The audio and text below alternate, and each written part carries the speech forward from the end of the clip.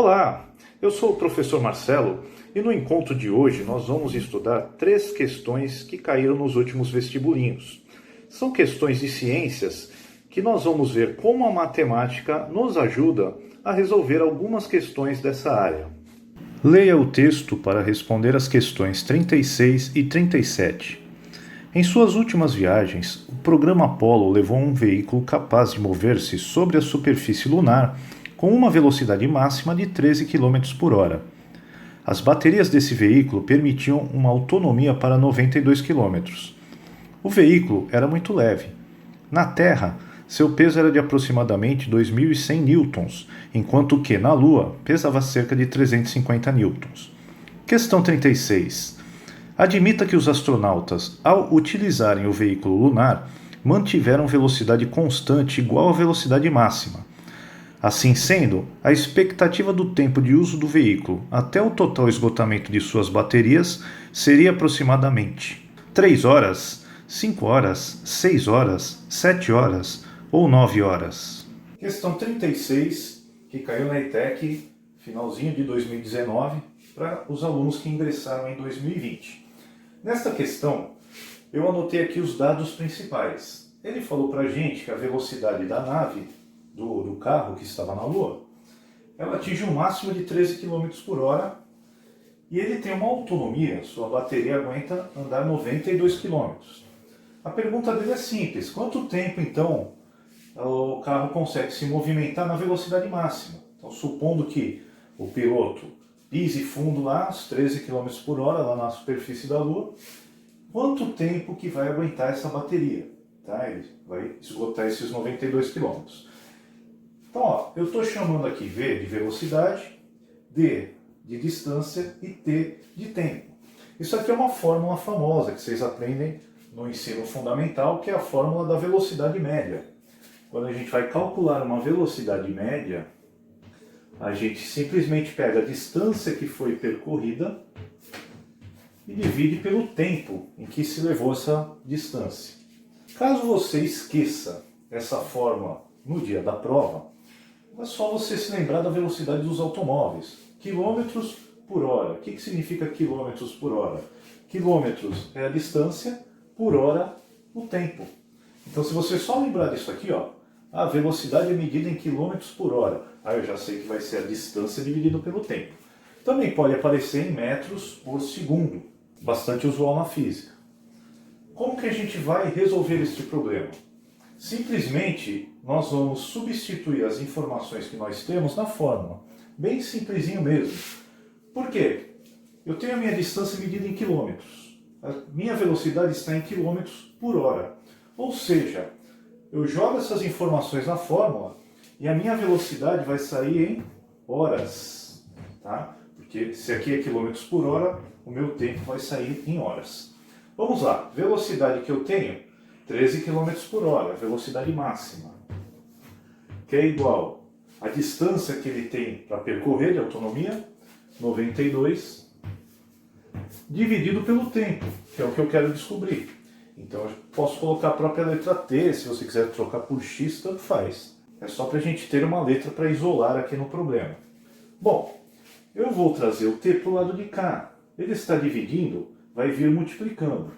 Vai ficar 13 vezes T igual a 92. E agora o 13 vai para lá dividindo. Então vai ficar T igual a 92 sobre 13. E aí você faz aquela continha rápida lá no cantinho da prova. E você vai encontrar o valor aproximado de 7,08. Como ele citou na questão que era aproximadamente, então nós vamos na alternativa que é mais próxima de 7,08, que é a alternativa D, que está marcando 7 horas. Questão 37. A força gravitacional, quando nos referimos a objetos próximos à superfície de corpos celestes, recebe o nome de força-peso. A força-peso é calculada pelo produto da massa do objeto, cujo peso se deseja conhecer, pelo valor da aceleração da gravidade do local em que esse objeto se encontra. Considerando que o valor da aceleração da gravidade no planeta Terra seja de 10 metros por segundo ao quadrado, o valor da aceleração da gravidade na Lua corresponde a: item A, metade do valor da aceleração da gravidade da Terra. Item B, terça parte do valor da aceleração da gravidade da Terra. Item C, quarta parte. Item D, quinta parte. Ou item E, sexta parte. Questão 37 dessa mesma prova, tá? O texto que a gente leu se refere à questão 36 que a gente acabou de fazer e também a essa questão 37. O que nós coletamos do texto aí de importante? Ele disse para a gente que o peso do veículo na Terra é de 2.100 newtons. Então já vamos lá. O peso não é aquilo que a gente vai ver na farmácia, que a gente sobe na balança e sai ali. Aquilo lá não é peso, gente. Aquilo lá é massa. Tanto que sai em quilogramas. O peso é medido em newton, em homenagem ao físico, matemático Isaac Newton. O que é o peso? Ele deu para a gente na questão. Mesmo que você não soubesse a fórmula, ele disse lá que o peso é a multiplicação da massa, isso sim, que a gente vai lá na balança e pesa, vezes a aceleração da gravidade. Só que a aceleração da gravidade depende do corpo que a gente está. Então, no planeta Terra eu tenho uma aceleração de gravidade, na Lua eu tenho outra. Então vamos continuar aqui. O peso do carrinho no planeta Terra, 2.100 newtons. O peso do carrinho na Lua, 350 newtons. Vê que já diminuiu. A gravidade do planeta Terra, ele nos informou que é de 10 metros por segundo ao quadrado. Metros por segundo é aquela outra unidade de medida que a gente faz para a velocidade. Se for metro por segundo ao quadrado, ele está falando de aceleração. A velocidade está variando, tá? Então está aumentando ou está diminuindo. E se a aceleração for zero, a velocidade está constante. Então aqui, ó, gravidade da Terra, 10 metros por segundo, gravidade da Lua eu não sei. É exatamente isso que ele está perguntando. Outra coisa que eu quero chamar a atenção nesse problema são as respostas. Ele não pediu para a gente qual é a gravidade da Lua, mas nós vamos ter que descobrir, porque ele quer saber, em relação à gravidade da Terra, quanto mede a gravidade da Lua. Então, ó, não calculamos nada ainda. Vamos ver aqui, ó, o item A, metade do valor da aceleração da gravidade da Terra. Então, se eu descobrir, por exemplo, que a gravidade da Lua é 5 metros por segundo ao quadrado, como é que eu sei quanto é a gravidade da Lua em relação à gravidade da Terra? Você já vai me falar, é meio, é metade, né? Mas um jeito prático para eu descobrir é fazer a divisão. Eu divido a gravidade da Lua pela gravidade da Terra, que é 10 metros por segundo ao quadrado, e aí eu sei a relação que vai sair, ó. 5 dividido por 10 vai dar 0,5. Ou a gente simplifica essa fração. Divide em cima por 5, divide embaixo por 5, e vai dar meio, que significa que é metade. Só que não, porque a gente não calculou ainda, só estava dando um exemplo. Qual é a informação que está faltando aqui para a gente? Está faltando é a massa do carrinho. E a massa não importa se é aqui na Terra ou se é na Lua. A massa vai sair em quilogramas, tá? Porque a gente não está falando do peso. O peso depende da gravidade. Agora, a massa sai em quilogramas. Vamos lá. O que eu posso fazer para descobrir quanto que é a massa desse carrinho? Eu posso pegar o peso da Terra e a gravidade do planeta Terra. Porque aí só vai faltar a massa aqui para a gente na fórmula. Então, mais uma vez, nós vamos trabalhar com fórmulas. Bom, peso da Terra, 2.100 newtons. Vamos primeiro escrever o que a gente vai fazer. Então, peso da Terra é igual a massa do carrinho vezes a gravidade do planeta Terra. Então, 2.100 newtons é igual a m, que eu não sei, vezes 10. Passo 10 para cá dividindo, eu vou ficar com 2.100 dividido por 10 igual a m E aí, fazendo essa divisão, que é simples, a gente simplifica em cima e embaixo por 10, vai dar 210 quilogramas. Então agora quando vocês forem se pesar, vocês vão falar, eu vou verificar a minha massa. Então está aqui o resultado. A massa vale tanto para o planeta Terra como para a Lua. Então agora o que a gente vai fazer? Nós vamos usar o peso da Lua, que é igual a massa vezes a gravidade da Lua, que é a única coisa que eu não sei agora, a gravidade da Lua. Então substituindo 350 newtons, não precisa do M, igual a massa 210 vezes a gravidade da Lua. Passo 210 para cá dividindo, nós vamos ter que 350 sobre 210 é igual à gravidade da Lua. Aqui de cara a gente já pode simplificar. E aí o que vai acontecer? Olha, 35 e 21 estão na tabuada do 7. Né? 7 vezes 5 dá 35, 7 vezes 3 dá 31. Então dá para simplificar também por 7. Aqui em cima vai ficar 5 e aqui embaixo vai ficar 3.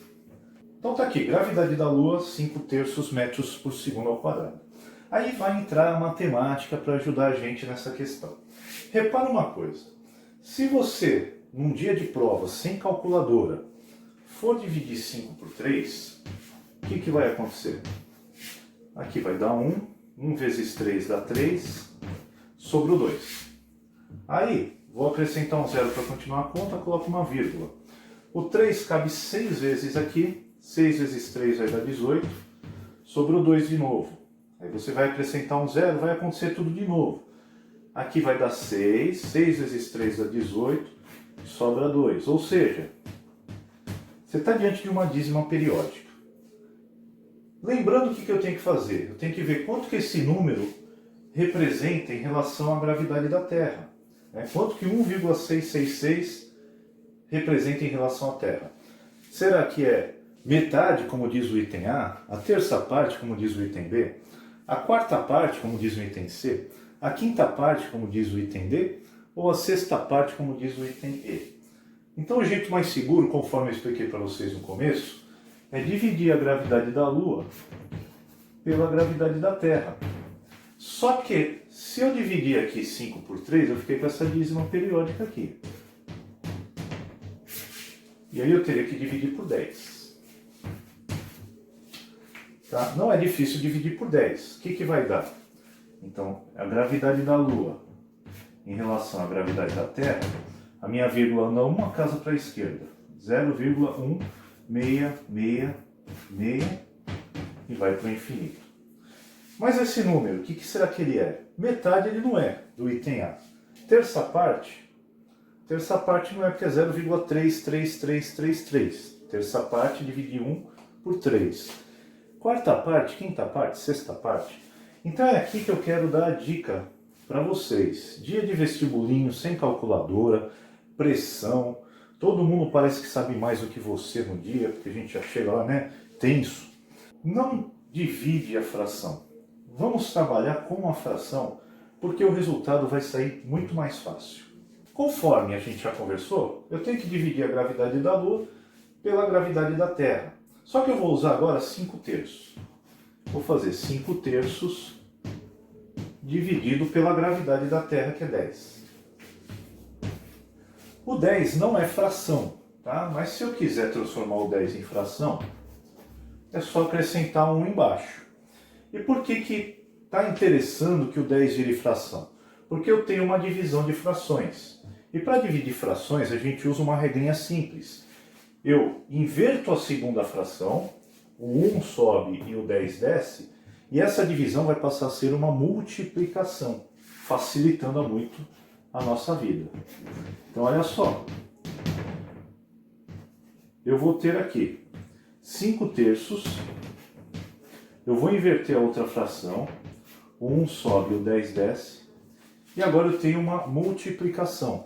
E multiplicar fração é muito fácil. Numerador multiplica numerador, denominador multiplica denominador. O que vai acontecer? 5 vezes 1 dá 5, 3 vezes 10 dá 30. Você olhando o 5 e o 30, vai perceber que ambos estão na tabuada do 5. Então eu posso dividir em cima por 5, posso dividir embaixo por 5, e aí qual vai ser o meu resultado? 5 dividido por 5 dá 1, 30 dividido por 5 dá 6. E aí eu sei exatamente o que é isso, é um sexto, ou seja, a sexta parte. Então a gravidade da Lua tem a sexta parte da gravidade da Terra. Isso está lá no item E.